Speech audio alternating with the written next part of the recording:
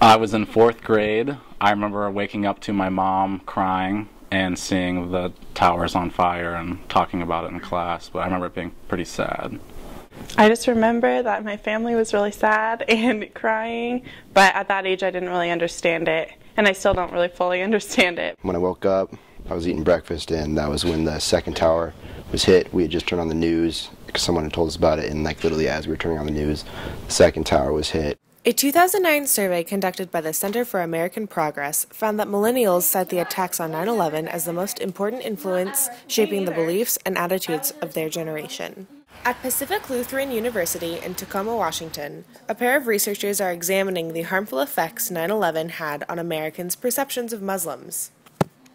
Tackling the issue by presenting their research in the form of a documentary, filmmakers Julianne Rose and Heather Perry hope to begin setting the record straight for their generation. But what does their audience have to say about this topic?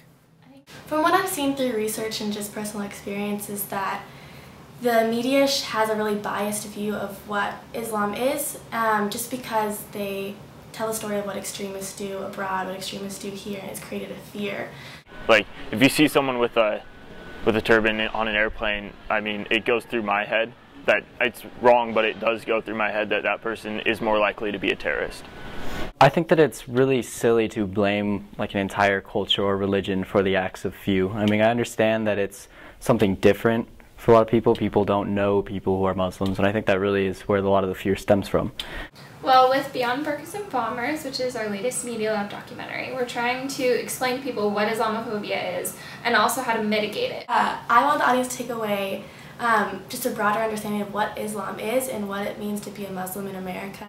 Avoiding the topic is where a lot of the hatred and Islamophobia comes from. I think it's a great topic because I think largely the American public is misinformed, and we're just not educated on like what being Muslim is like in those countries. I think we really stereotype all Muslims being terrorists when largely it's a very small sect of Muslims that are actually terrorists. We're hoping to target a younger generation with our documentary, high school, college age, because they're at a point in their lives where they're most likely to be advocates, and they're at a point where they can really make a change for the future.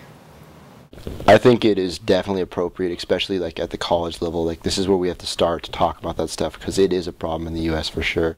Really, I feel like the thing that people need to realize is that they're regular people like us. I mean, it's kind of one of those things like once you know someone, like you just have to break that barrier.